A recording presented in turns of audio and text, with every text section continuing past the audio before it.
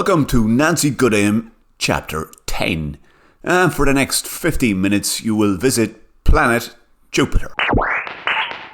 How far is it to Sozman CIty? Asked the sheriff. He had just stepped from the rocket onto a large grass clearing about a square kilometre in size.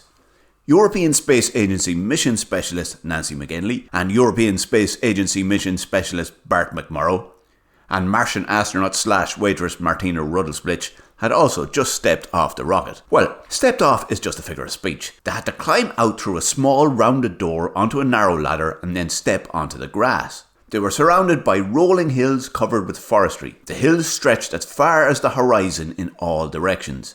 Next to the rocket, which was resting on its fins, was a small wooden shack. The small wooden shack normally housed passport control. Unfortunately, the arrival of a ferocious Cantabular Glimp preceded the arrival of Bart, Nancy, Martina the sheriff and the rocket, which meant the Jupiterian whose job it was to be the passport controller had legged it for the woods in order to avoid being eviscerated by the Glimp, and left the shack empty. Nancy, Bart and Martina watched as some of the trees near the edge of the clearing shook violently. Martina nodded to Bart. "It's a good job you read ahead to this chapter before the last chapter. I wouldn't fancy running through a strange forest with a Cantabular Glimp clattering after me. Story or no story." "I'm not sure if it's running after anyone right now. That Jupiterian lad can run very quickly, or at least he could the last time he was in this chapter. If I was to guess, I'd say the Glimp gave up not long after entering the forest. For all its strength, that thing still has to make a call on the energy used to kill and eat its tea versus the energy gained from eating it. I reckon the odds tipped over in the Jupiterian's favour, and he's probably safe from evisceration. Now the four of us, that's a whole different equation. 4 bodies would be a nice snack for a Glimp," said Bart. "Is it a Glimp that's shaking those trees?" asked the sheriff. "Of course it's a Glimp. Do you not remember? We delayed the landing so you wouldn't be eviscerated by the creature. You'd think you'd have learnt your lesson," answered Martina. "What lesson?" asked the sheriff. "The lesson of situational awareness. The lesson of not stepping onto another planet and worrying about how far you might have to walk. The lesson of paying attention." "I have much more important things to be thinking about than what's going on around me," replied the sheriff. "You lot can worry about the details. Now, how far is Sozman CIty?" "Half a wit," replied Martina. "And I hate that name. It's stupid. Hobblograniker was a much nicer name. I'm going to stick with calling it that." "Half a wit of what?" asked Bart. He had turned from watching the trees swaying in the distance and was now dividing his attention between Martina and the sheriff. Nancy had also turned away from watching the trees, but only to make sure her crossbow was ready for use. "What do you mean, half a wit of what? Of what do you think? Half a wit of Jupiter." "But that's 68,000 kilometres, Martina," said Nancy. Bart didn't comment. On the occasion of a normal learning, he had a 68,000 kilometre walk after a successful joint Martian / human Jupiterian landing. Bart would have marked his comprehension of the distance with some sort of complaint. But, like I said, he didn't. This was because his attention was fully focused on the tree canopy disturbance created by a Cantabular Glimp. "I think that Glimp's heading this way. The tree shaking is getting closer. I bet it heard the rocket landing. No offence, but you weren't too quiet about that, Martina," said Bart. Nancy had her crossbow loaded and aimed at the trees before she even knew it. "Nobody move," she snapped. "Now hold there a minute," said the sheriff. "It's up to me to tell you what you can and can't do," he added. Some trees close to the edge of the clearing shook violently. They then dramatically and very loudly parted in a cloud of splintered branches and leaves. An enormous claw-headed creature jumped through the gap, paused momentarily as if to get its bearings, then charged in the direction of Nancy, Bart, Martina and the sheriff. Nancy raised her crossbow, lifted the riser and steadied her aim on a point where the claw-shaped head met the torso of the creature. "Now," announced the sheriff, "nobody move or make any noise, because it is a well-known fact that Cantabular Glimps have no eyesight, but great hearing. So the slightest noise would give away our position." He looked in turn at Martina, Nancy and Bart.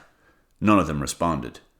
They were all frozen and silent, watching as the Glimp rapidly covered the several hundred metres from the edge of the clearing to where they were standing.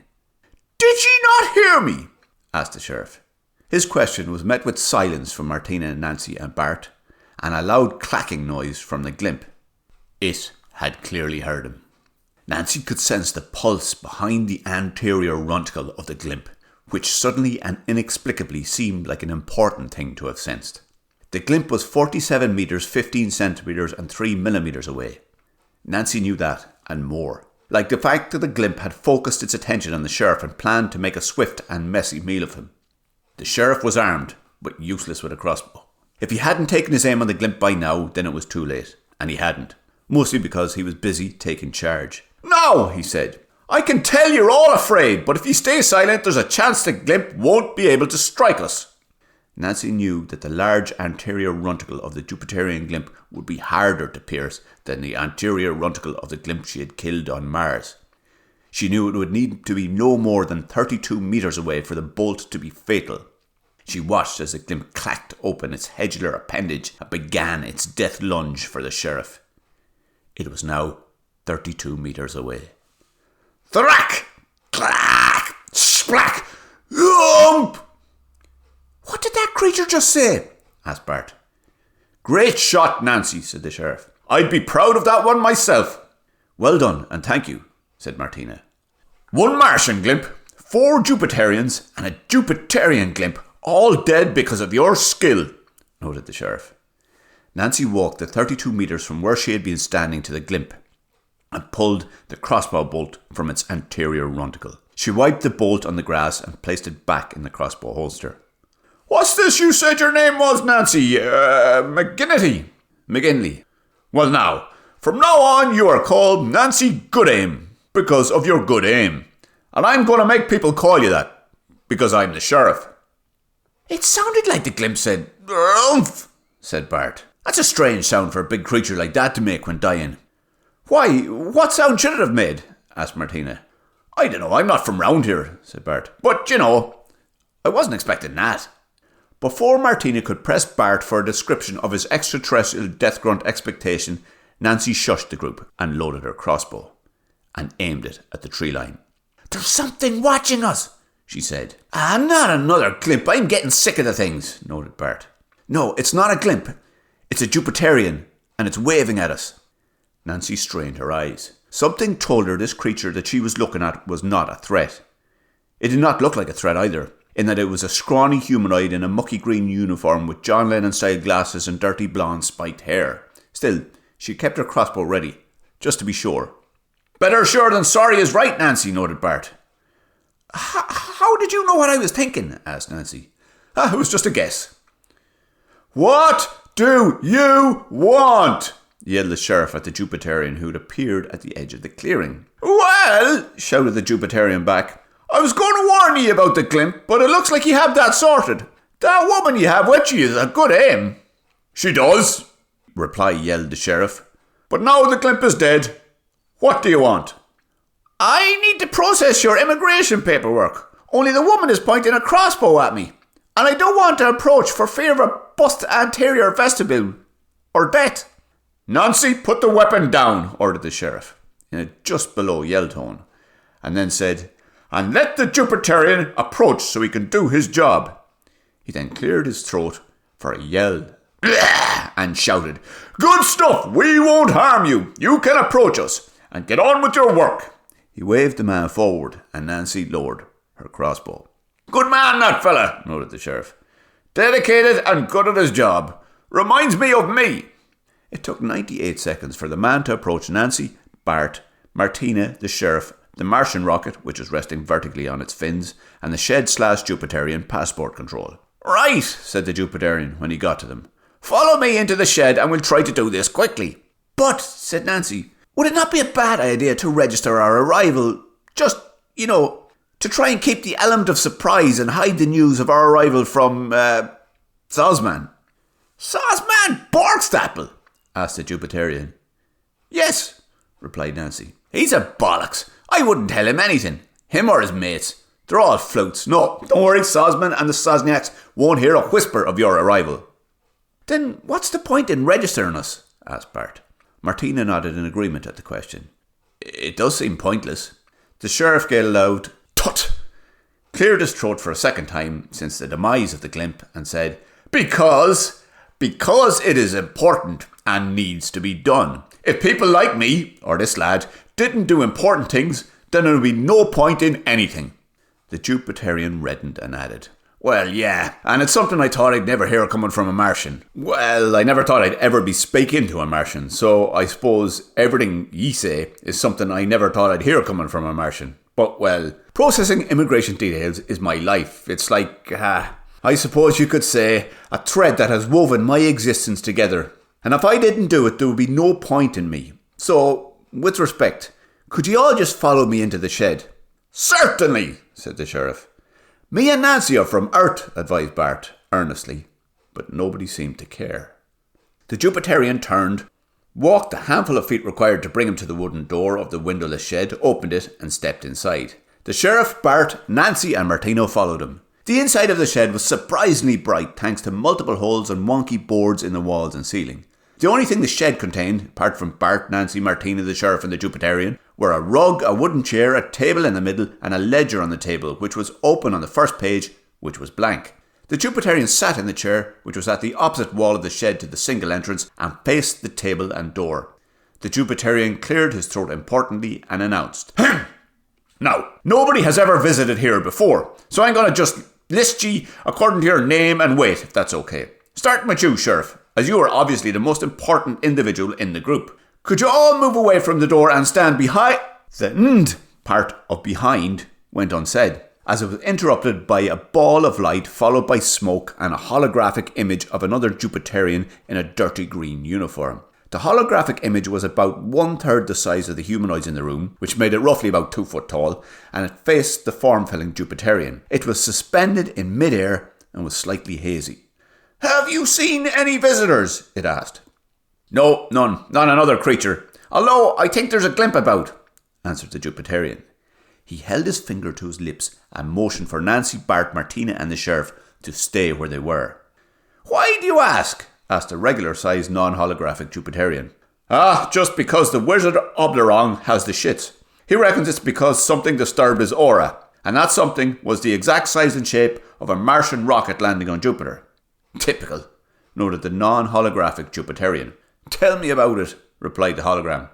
The thing is, once Sozman got a whiff of Oblerong's scuttery shite and found out about the rocket-shaped imagined catalyst, he sent us all out looking for the rocket. I got the job of visiting your spaceport, but to be honest, I don't want to go there. You know, because it's a kip, and also a long, long walk. And where I am is a lot closer to me, and easier to get to. So will you just let me know if you spot anything? Sure, promised the non-holographic Jupiterian. The hologram didn't respond, but just disappeared. That was a bit rude, noted Bart. All them Sosniaks are like that, said the Jupiterian. Don't worry, I wouldn't give any of them the steam of me piss, never mind news of a Martian invasion.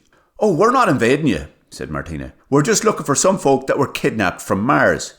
Me and Nancy are actually from Earth, advised Bart for the second time. Nobody responded. That sounds like it could be fun. Mind if I join ye? Asked the Jupiterian. A group of 5 is always better than a group of 4, noted the sheriff. So please, join us. Do you still want to register our visit? Asked Nancy. To hell with it, said the Jupiterian. I thought filling out the form would be good, but when it came to it, the whole thing seems a bit boring.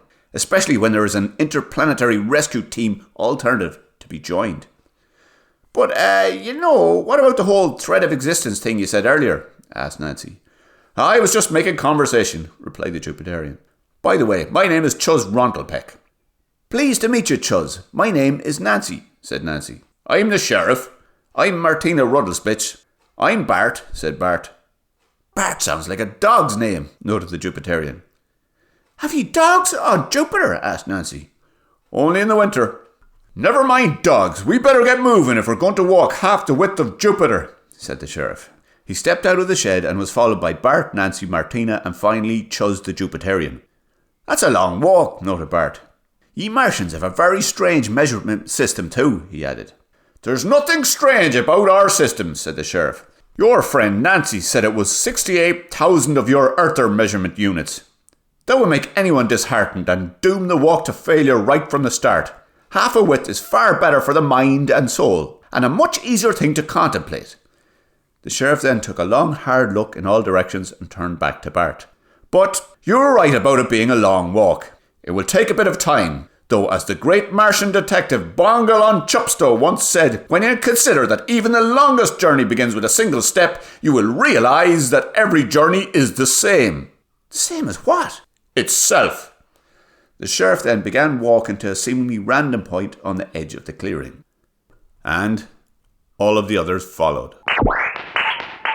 And that's it for Chapter 10. Chapter 11 next week. 56 in total. See you then.